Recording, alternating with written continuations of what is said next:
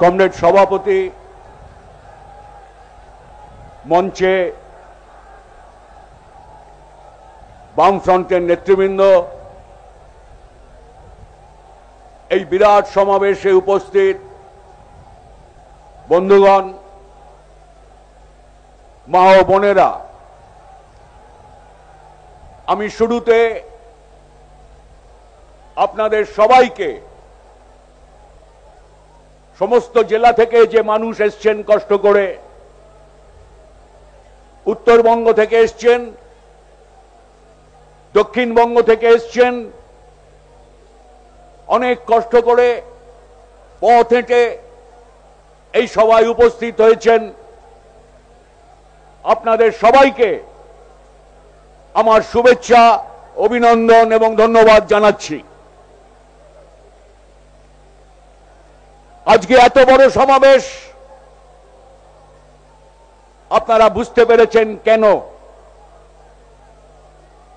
আজকের এই সমাবেশ পশ্চিম বাংলায় সামনে যে বিরাট লড়াই, তারই প্রস্তুতি। আপনারা লড়াই করতে প্রস্তুত, তাই জন্য এই সভায় আপনারা এসেছেন। সে লড়াই হচ্ছে নির্বাচন। নির্বাচন আসছে, আপনারা বুঝতে পারছেন এই নির্বাচনের গুরুত্ব। এই নির্বাচনের মধ্যে দিয়ে পশ্চিম বাংলা কোন পথে চলবে, পশ্চিম বাংলার কি ভবিষ্যৎ, খেটে খাওয়া মানুষের পশ্চিম বাংলা, কৃষকের পশ্চিম বাংলা, ক্ষেত মজুরের পশ্চিম বাংলা, শ্রমিকের, কর্মচারীর, মাস্টার মশাইয়ের, তরুণ ছাত্র যুবদের পশ্চিম বাংলা, যে পশ্চিম বাংলা আমরা বামপন্থার পথে এগিয়েছি, আজকে চেষ্টা হচ্ছে,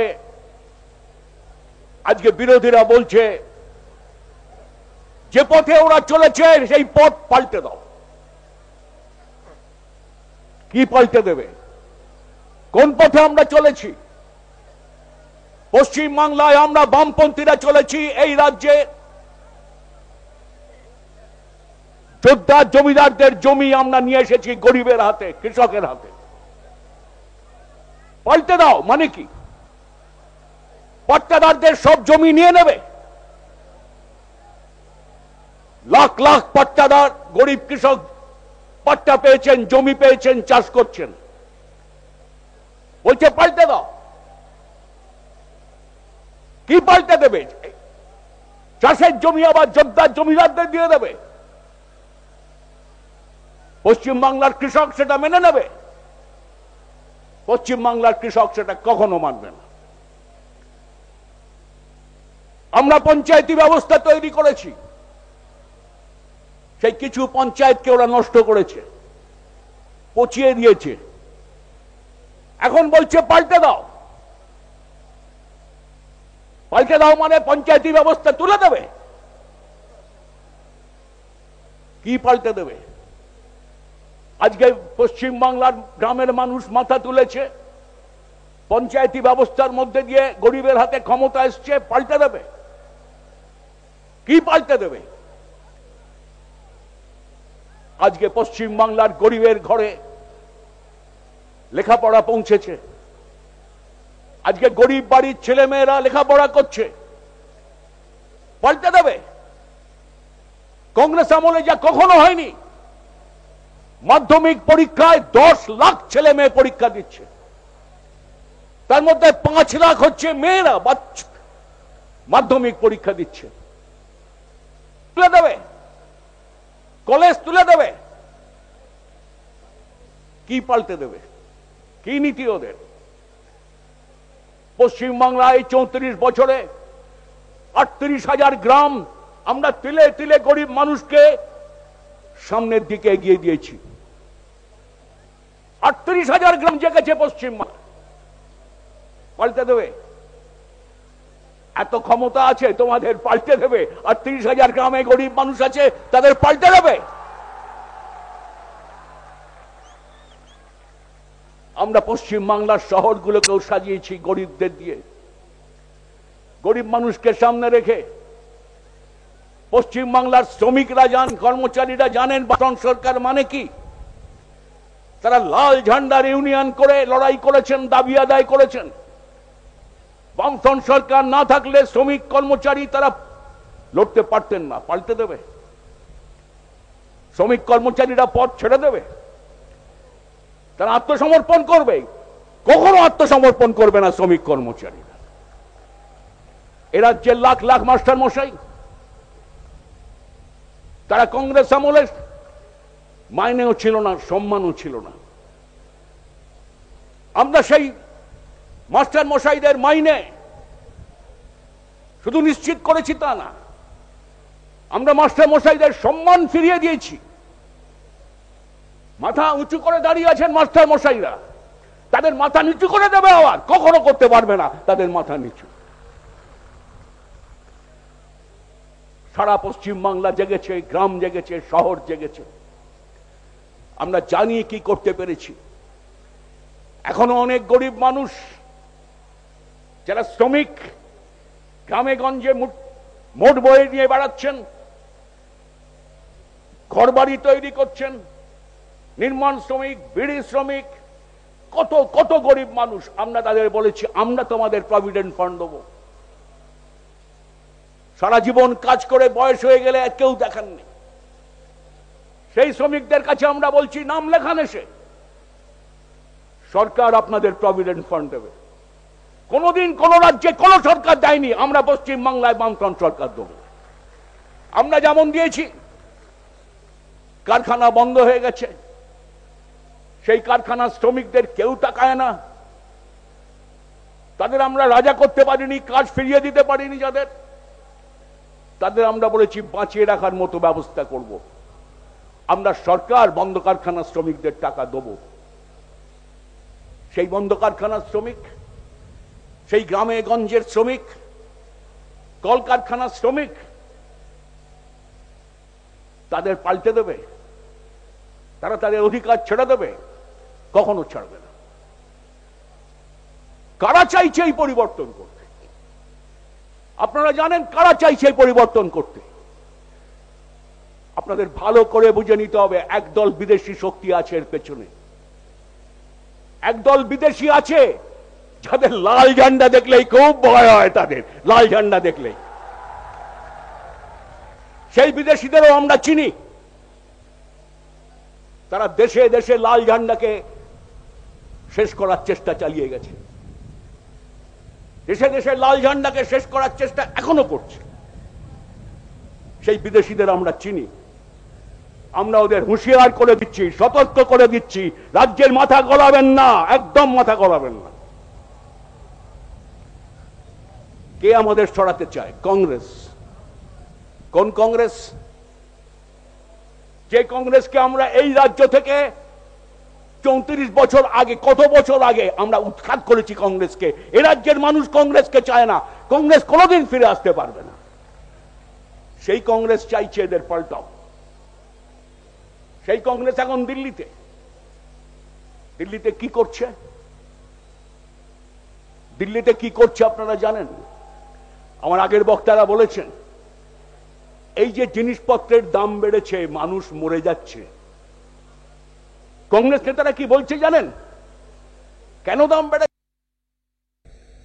এই সবগুলোকে রেশনে নিয়ে এসো, রেশনের দাম বেঁধে দাও, সব মানুষের জন্য রেশন দাও।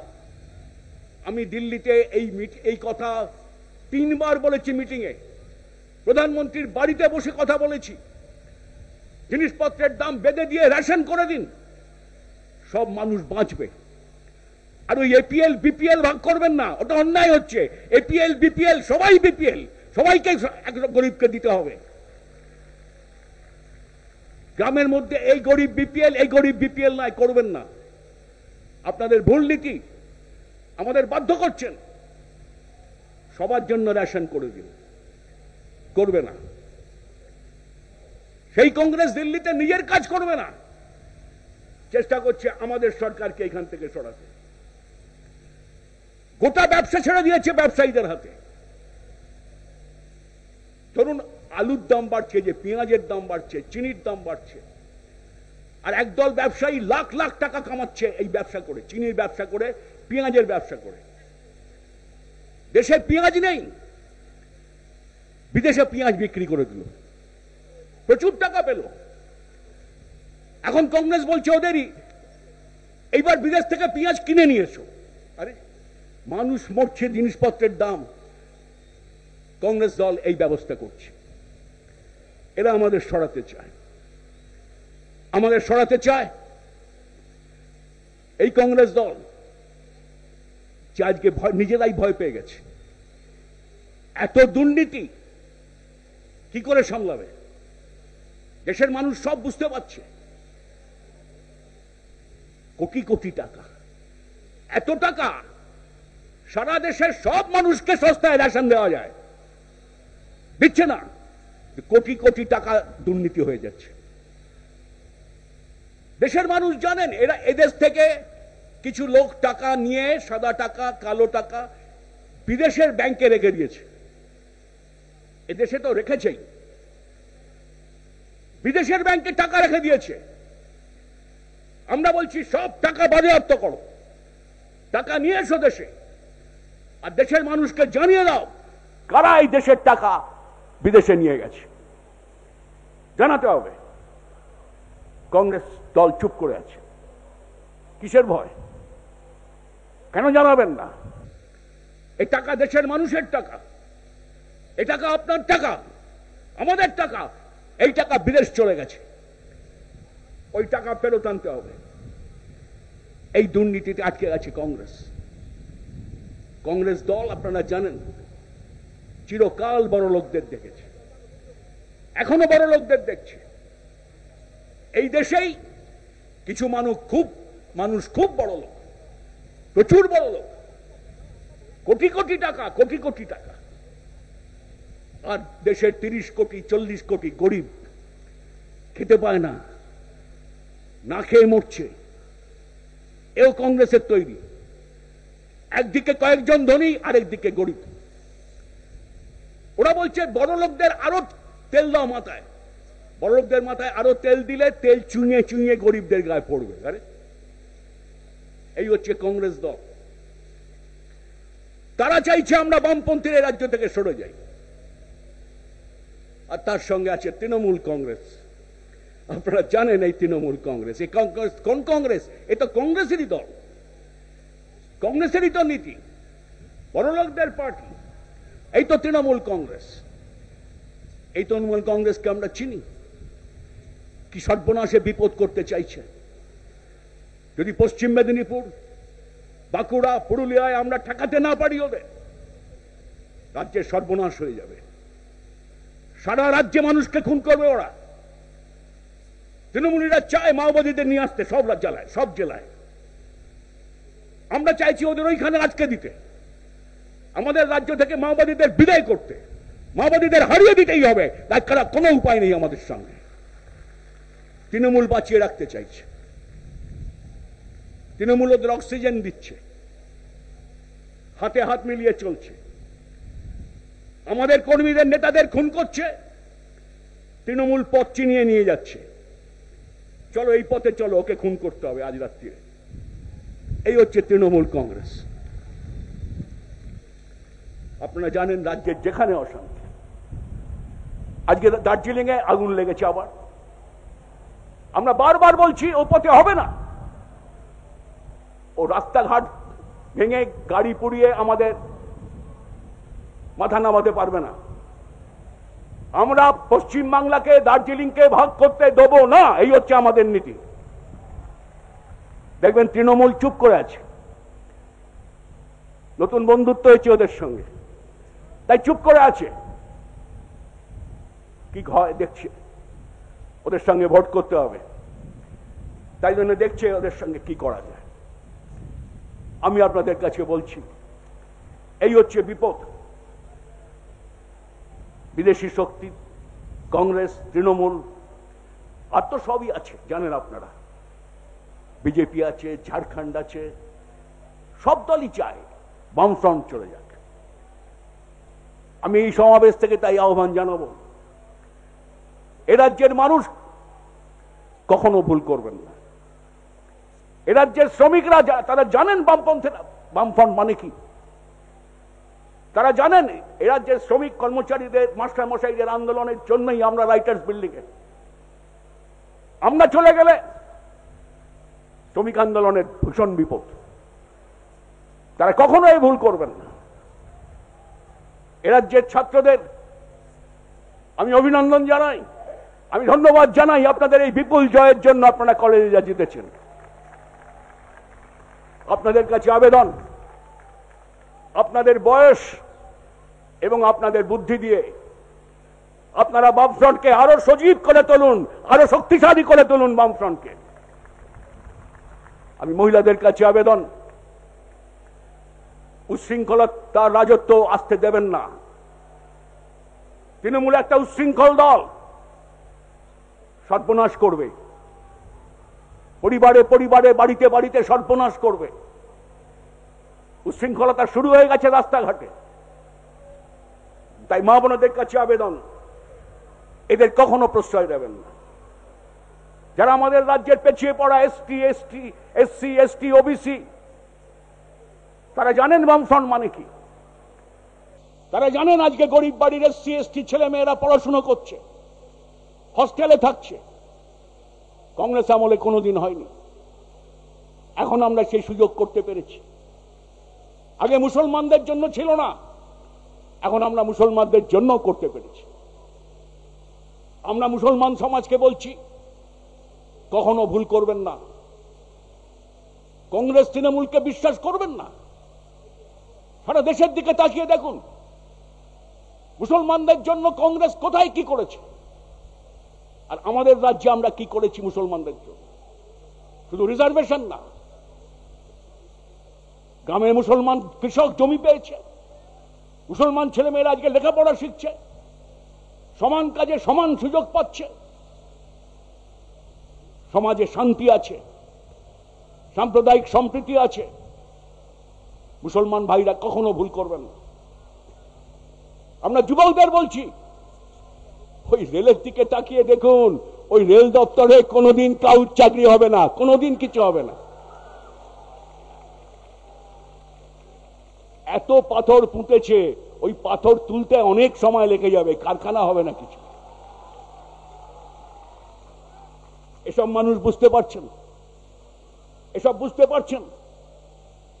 আমি তাই আবেদন করব, আমাদের সামনের দিকে এগিয়ে চলতে হবে, আমাদের এগোতে হবে।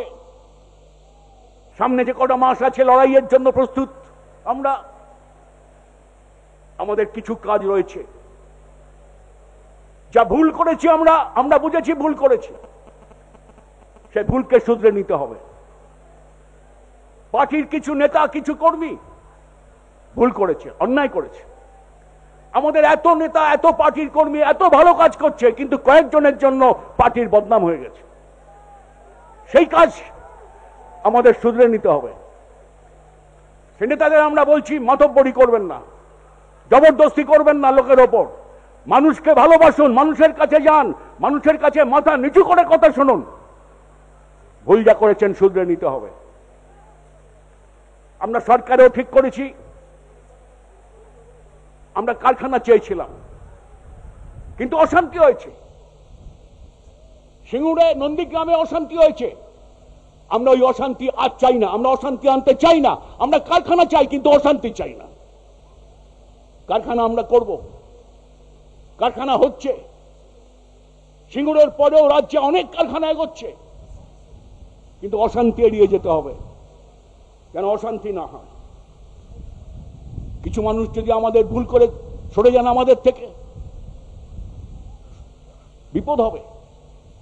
সেই মানুষদের আমাদের ফিরিয়ে আনতেই হবে, যারা ভুল করে আমাদের উপর রাগ করে অভিমান করে চলে গেছে। তাদের ফিরিয়ে আনতে হবে, না হলে শত্রুরা সুযোগ নেবে, পশ্চিমবাংলার সর্বনাশ হয়ে যাবে। সেই মানুষকে আমাদের ফিরিয়ে আনতেই হবে। তারা জানেন পশ্চিমবাংলা বামপন্থা ছাড়া কোনো পথ নেই, বামপন্থীরাই পারে একমাত্র পশ্চিম বাংলাকে এগিয়ে নিয়ে যেতে। সেই মানুষের কাছে আমাদের মাথা নিচু করে আবার যেতে হবে, তাদের বামপন্থীদের পথে ফিরিয়ে আনতে হবে। এখন আমাদের সামনে নির্বাচন, সেই নির্বাচনের জন্য আমাদের প্রস্তুত হতে হবে। আমি আপনাদের কাছে আহ্বান জানাচ্ছি, সবার কাছে আহ্বান জানাচ্ছি, আমাদের প্রতিটি শহরে পৌঁছতে হবে, প্রতিটি গ্রামে পৌঁছতে হবে, প্রত্যেকটা পাড়ায় পৌঁছতে হবে, প্রত্যেক মানুষের কাছে পৌঁছতে হবে, সব মানুষের কাছে আমাদের পৌঁছতে হবে।